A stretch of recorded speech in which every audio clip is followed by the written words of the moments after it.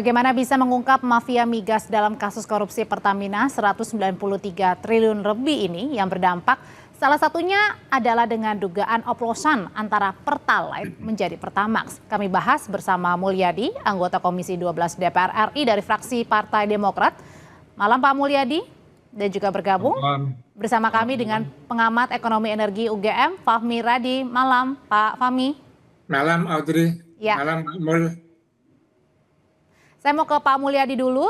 Pak Mulyadi, kalau tadi dalam rapat Pertamina Patraniaga membantah ya pernyataan dari Kejaksaan Agung yang menyebutkan ada temuan fakta terkait dengan campuran atau blending ya, oplosan dari Pertalite dan juga Pertamax. Jadi bagaimana Anda melihat kasus ini? Oh ya, tadi kita baru saja siang tadi sampai sore kita melakukan rapat dengan salah satunya dengan Pertamina Patraniaga.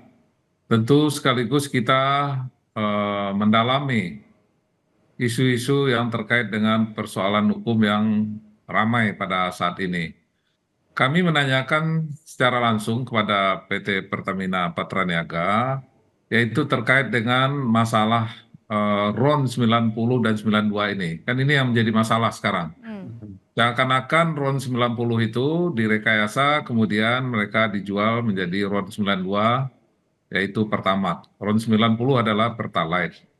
Nah, dan yang pertanyaan mendasar yang kami lakukan adalah saya sebagai anggota DPR RI Komisi 12 mempertanyakan apakah Pertamina punya fasilitas blending untuk merubah dari RON 90 menjadi 92. Blending itu alias oplosan ya atau campuran gitu ya? Oplosan ya, itu oplosan. Tapi dinyatakan tidak ada. Yang dilakukan oleh Pertamina Patraniaga selama ini adalah mereka hanya melakukan penambahan zat adiktif dan penambahan zat pewarna dalam rangka untuk meningkatkan kualitas. Maka dari itu kami mencoba mempertanyakan terkait dengan uji kualitas.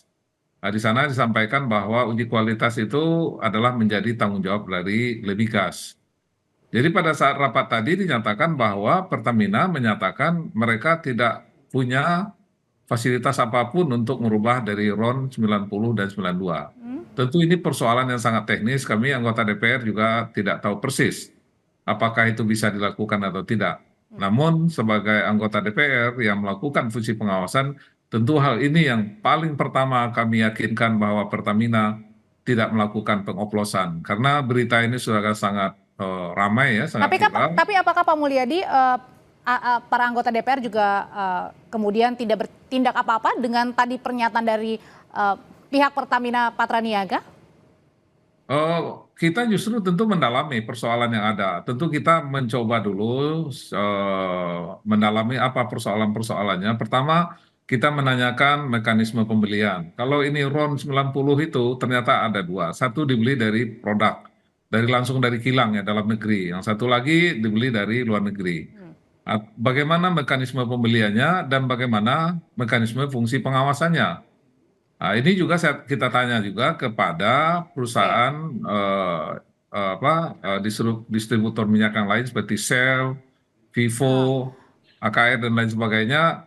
Apa yang mereka lakukan dalam melakukan pengawasan untuk memastikan bahwa RON 92 yang mereka beli itu bukan adalah RON yang kualitasnya Pak Mulyadi, 90. sebentar saya tahan dulu sampai di sana. Saya mau tanya ke Pak Fahmi. Pak Fahmi, kalau saya baca di beberapa pendapat di media online, Anda bilang bahwa kasus seperti ini, seperti tadi pembelian, impor, kemudian masalah untuk blending, ini katanya benar, ada kemiripan dengan yang pernah terjadi di tahun 2015, dengan saat itu ada Satgas Anti Mafia Migas, pembubaran Petrol juga pada saat itu? Ya, jadi saya salah seorang anggota tim anti mafia migas yang ketuanya adalah Faisal Basri. Kita melakukan beberapa kajian juga penyidikan itu ya, sampai ke Singapura juga, bahwa modus yang digunakan oleh pelaku mega korupsi ini, saya bisa berkeyakinan gitu ya, bahwa mereka adalah mafia migas. Mafia migas itu sekelompok orang gitu ya, pengambil keputusan di Pertamina, kemudian juga para pengusaha, dan pihak-pihak lain yang bersekutu untuk melakukan korupsi keuangan negara itu ya. Itu satu. Nah, dari modus tadi salah satunya adalah blending gitu ya. Jadi saat itu juga dilakukan blending di kilang yang ada di Singapura tadi. Hanya waktu itu blendingnya itu dengan melakukan downgrade gitu ya. Karena yang dibutuhkan adalah premium, kemudian dari Pertamax di downgrade menjadi premium gitu ya, atau RON 89 itu ya. Nah, secara teknis itu tidak menimbulkan masalah karena kualitas baik diturunkan menjadi premium yang kualitasnya lebih rendah. Tapi yang sekarang gitu ya, berdasarkan penjelasan dari Kejaksaan Agung gitu ya, yang itu menyatakan bahwa memang ada upaya blending tadi. Nah, blending yang saat ini adalah upgrade gitu ya, dari Pertalite, membeli Pertalite kemudian di blending menjadi Pertamax. Yang Nah, harganya lebih mahal. Nah, yang harganya lebih mahal. Yang saya ketahui dalam proses blending itu tidak dibutuhkan alat yang canggih gitu ya. Yang dibutuhkan adalah suatu tempat seperti di kilang atau depo yang di Jakarta tadi, kemudian menyampur tadi dengan menambahkan beberapa variabel itu ya. itu untuk mengubah warnanya ya, agar orang taunya yang saya beli adalah Pertamax bukan Pertalite. Iya, warnanya diubah tadi supaya tadi gitu ya. Nah, kalau itu benar, saya kira ini sangat merugikan bagi konsumen itu ya. Misalnya saya membayar Pertamax dengan harga Pertamax, tetapi sesungguhnya saya dapat Pertalite dengan harga yang sebenarnya lebih murah. Dan Oke. saya kira meskipun sudah dibantah oleh Pertamina, tapi ini tidak menghilangkan ketidakpercayaan tadi. Nah, ini berbahaya gitu ya. Iya. Kalau sampai konsumen tidak percaya tadi. Karena tadi juga Pertamina juga bilang memang membantah, tapi kemudian juga menyatakan bahwa hanya ada penambahan zat saja, itu sebenarnya juga tidak dibenarkan kayaknya Pak Fahmi. Nah, pertanyaan berikutnya adalah Pak Fahmi, apakah temuan-temuan Pak Fahmi di tahun 2015 dengan adanya mafia migas pada saat itu, orangnya atau oknumnya masih sama nih dengan yang sekarang ditemukan? Nah, memang terjadi pergantian itu ya. Ada semacam regenerasi itu ya. Salah seorang yang ditangkap Tapi masih itu satu kan, jaringan nggak Pak? nah, tapi saya berkeyakinan itu satu jaringan itu ya. Karena yang ditangkap sebagai tersangka itu kan anaknya Reza Khalid gitu ya, yang rumahnya digeledah juga. Nah, pada saat itu kami menenggarai gitu ya, bahwa Reza Khalid itu salah seorang dari mafia migas tadi, tetapi kita kesulitan untuk membuktikan, tidak ada jejaknya, tidak ada alat bukti, dan kami sudah datang juga kepada KPK, dan KPK mengalami kesulitan karena ya tadi tidak ada alat bukti yang bisa digunakan, dan lokusnya itu ada di Singapura, di luar teritorial tadi. Nah, kalau benar gitu ya, kalau benar ini bapaknya kemudian sekarang anaknya, ini kan satu jaringan dalam melakukan kejahatan tadi gitu ya, dan ini apa, modus yang digunakan sama persis gitu ya. Seolah-olah itu melanjutkan apa yang sudah dilakukan oleh Di tahun 2015, kali ini 2025, 2015, artinya ada 10 tahun dalam tanda betul, kutip ya. generasi sebelumnya, dan yang sekarang ini barangkali anaknya kurang piawai dan ditangkap oleh kejaksaan gitu, Audrey. Oke, Pak Mulyadi, kan kita tahu juga apakah dengan tadi ada terkesan dalam waktu 10 tahun yang dulu nampaknya tadi Pak Fahmi bilang nampaknya ini oknum-oknumnya atau jaringan-jaringannya sama aja. Ini apa yang dilakukan oleh DPR nih? Begini, jadi karena tadi Pak Fahmi menyinggung masalah Petral ya, kebetulan waktu itu kita membentuk Panja Migas, dan pada saat itu saya sebagai ketua panjanya, dan saya juga ke Singapura meninjau langsung. Tapi memang pada saat itu ada yang tersisakan, yaitu ada audit forensik dari Kordamenta. Itu kelihatannya itu yang tidak ada tindak lanjut. Kalau saya lihat, saya sebagai ketua panja waktu itu tentu tidak masuk lagi kepada hal-hal yang sangat teknis, karena di dalam audit Kordamenta itu sudah sangat detail dan sangat jelas sekali. Artinya pada saat itu kasusnya tidak dituntaskan juga ya Pak Mulyadi? Nah, saya nggak tahu, tidak ditindaklanjutin karena itu sudah menjadi ranah hukum. Nah itu saya kebetulan waktu itu jadi ketua Panja Migas di Komisi 7 waktu itu. Nah, kalau sekarang yang kami pertanyakan sebetulnya adalah terkait dengan isu tentang perubahan atau rekayasa atau pengoplosan RON 90 ke 92. Kalau dulu waktu dulu itu masih ada RON Oke. 88 premium. Kalau sekarang kan sudah nggak ada lagi. Tapi kalau saya lihat dari peristiwanya 2018 2023 tentu masih ada RON 88 seperti yang disampaikan tadi Oke, oleh. Pak Mulyadi. Oke, Pak Mulyadi dan Pak Fahmi, karena begini, kan tahun lalu kita juga ingat ya masih ada banyak keluhan soal kualitas Pertamax sampai-sampai harus ada yang menguras tangkinya, ada yang mogok juga, kemudian muncul berbagai di media sosial sekarang kita sudah mengikuti tidak ikut subsidi, tapi kemudian ini sepertinya kita menghantri Pertamax gitu, padahal dalamnya adalah Pertalite. Bagaimana hal ini harus dihadapi supaya tidak menimbulkan kecewaan terlalu dalam oleh masyarakat? Tapi usai kumandang azan maghrib nanti Bapak akan menjawabnya. Tetaplah bersama kami, saudara.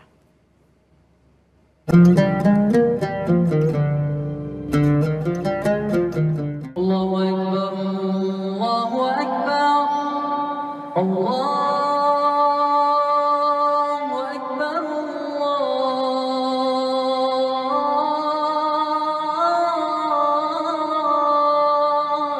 Allahu Akbar. Asyhadu an la ilaha illallah.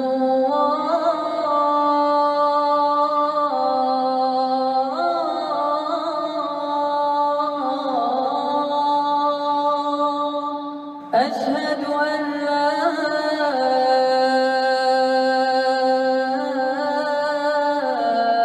إله إلا الله.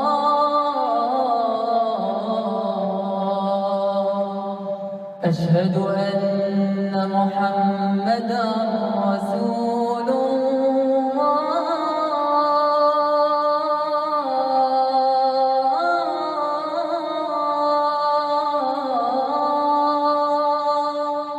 أشهد أن محمدا رسول الله.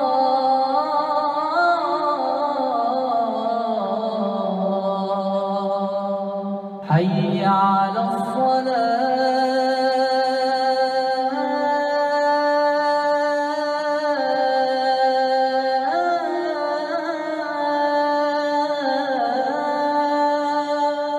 حي على الصلاة.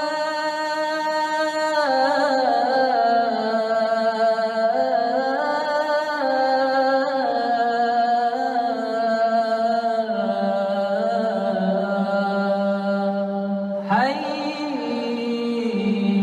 على الفلاح.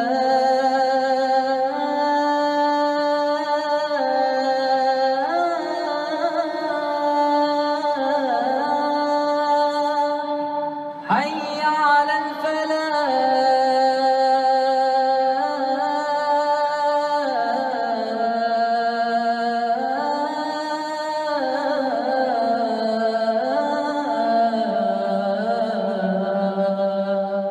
الله أكبر،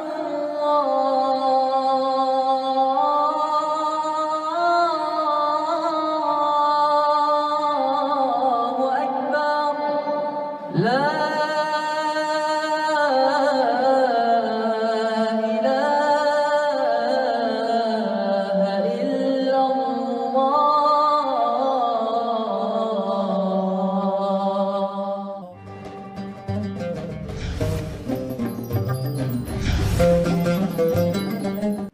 Melanjutkan perbincangan kita sebelumnya, pertanyaan saya sebelumnya, Pak Mulyadi, ini banyak keluhan sebelumnya tentang kualitas Pertamax sampai-sampai ada pelanggan yang harus menguras tangki. Ada juga sekarang di media sosial di mana masyarakat ini mengeluhkan, saya sudah tidak ikut untuk beli Pertalite karena tidak mau membeli subsidi begitu ya.